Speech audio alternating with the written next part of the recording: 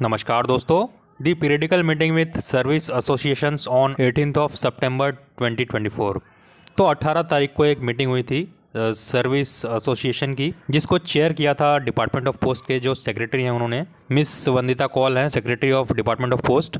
तो इन्होंने इस मीटिंग को चेयर किया था और इसके क्या माइन्यूट्स थे, क्या कुछ इसमें डिस्कस किया गया और जितने भी जीडीएस एम्प्लॉयज़ के इश्यूज़ हैं उसको सॉर्ट आउट करने के लिए क्या कुछ डिसीजन लिया गया इस मीटिंग में, वो सब हम इस वीडियो में देखेंगे। 20/9 का ये सर्कुलर है और ऑल इंडिया ग्रामीण डाक सेवक की तरफ से ये इशू हुआ है और ये सारे सेक्रेटरीज को भेजा गया है जो भी ऑल इंडिया ग्रामीण डाक सेवक के एक्टिव मेंबर्स हैं, सर्किल सेक्रेटरीज, डिविजनल सेक्रेटरीज और जो ब्रांच सेक्रेटरीज हैं और active members of all India ग्रामीण डाक सेवक। तो इन सभी को ये माइन्यूट्स भेजा गया है। इसमें क्या आउटकम निकला है, क्या आउटपुट निकला है, वो आगे हम देखेंगे। देखिए, the periodical meeting with service associations on 18th of September 2024 at GP Roy committee room, Dak Bhawan, was chaired by Miss Vandita Kaul, secretary and chairman of postal board, and attended by senior officers including member DDG, SR legal, DDG establishment. तो जितने भी members हैं department of post के, वो सभी इस meeting में मौजूद थे।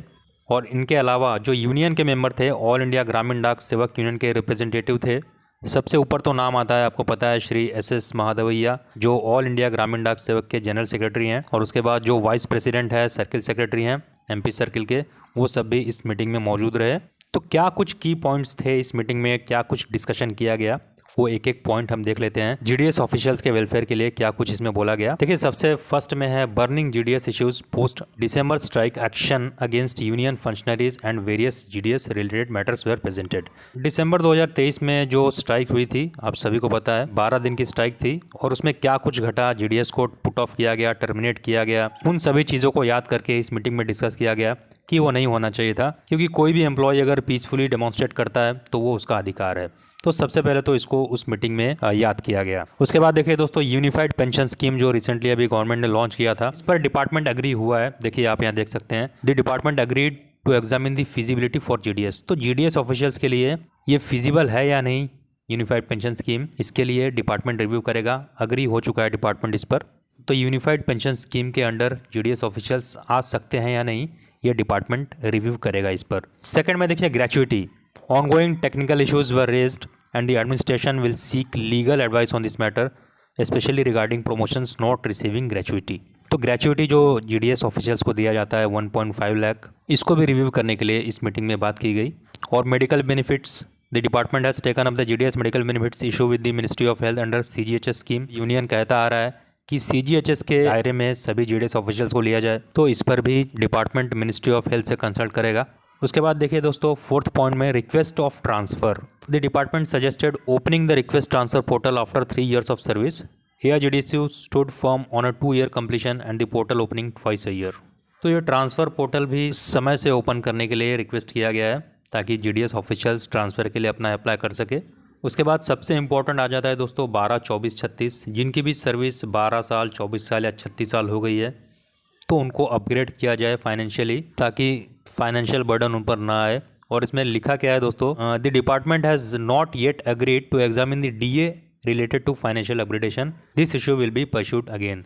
जो बेसिक पेपर डियरनेस अलाउंस दिया जाता है, उसी प्रकार ये अलाउंस पर भी डियरनेस अलाउंस दिया जाए, लेकिन डिपार्टमेंट ने इस पर अग्री नहीं किया है।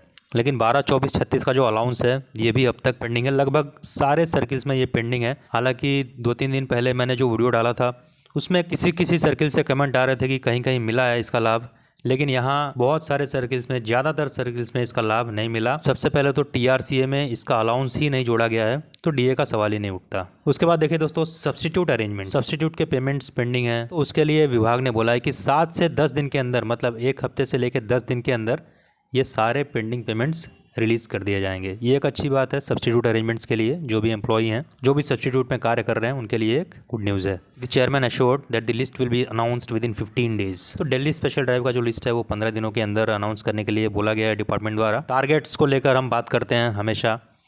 IPPB का टारगेट होता है, Sukanya, RPLI, postal life insurance. Target को लेकर डिपार्टमेंट का क्या कहना है, तो देखिए, incentives will be given based on the completion of IPPB workload. If the work is done, incentives will be provided, if not, no incentives, and no targets are enforced by the department in IPPB। India post payment bank को लेकर department का कहना है कि यदि IPPB का कार्य कोई भी डाक कर्मचारी करता है तो उसके एवज में उसको इंसेंटिव दिया जाएगा। यदि वो कार्य नहीं करता है इंडिया पोस्ट पेमेंट बैंक का तो इंसेंटिव्स नहीं दिया जाएगा। तो इसमें टारगेट की बात नहीं है। आईपीपीबी के ऑफिशियल्स डिपार्टमेंट ऑफ पोस्ट के कर्मचारी पर टारगेट को फुलफिल करने के लिए प्रेशर नहीं डाल सकते। यदि वो कार्य करेगा तो उसको इंसेंटिव मिलेगा, अगर नहीं करेगा तो उसको इंसेंटिव नहीं मिलेगा। ये स्ट्रेट फॉरवर्ड डिपार्टमेंट ने बोल दिया है। तो जितने भी इंडिया पोस्ट पेमेंट बैंक के काम करते हैं, अगर आपको प्रेशर आ रहा है तो आप अपने लोकल AIGDSU सेक्रेटरी से कंसल्ट कर सकते हैं इस बारे में। उसके बाद दोस्तों देखिए लीव अरेंजमेंट के बारे में। The carry forward of leave arrangements will be examined again. दोबारा इसको एग्जामिन किया जाएगा, लीव अरेंजमेंट का क्या मैटर है GDS का।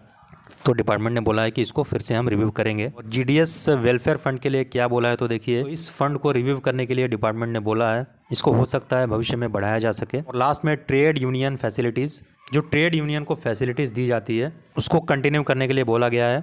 जो भी फैसिलिटीज़ है उसको कंटिन्यू करने के लिए बोला गया है विदाउट एनी चेंजेस। तो ये ट्रेड यूनियन के फैसिलिटीज़ जो पहले थे वही कंटिन्यू रहेंगे। ये यूनियन की तरफ से जारी किया गया है। जो भी मीटिंग हुई थी 18 तारीख को, उसके माइन्यूट्स जारी किए गए थे यूनियन द्वारा, और इसके माइन्यूट्स DOP द्वारा भी जारी किए जाएंगे, जो विभाग जारी करेगा। उस पर भी मैं वीडियो लेकर आऊँगा।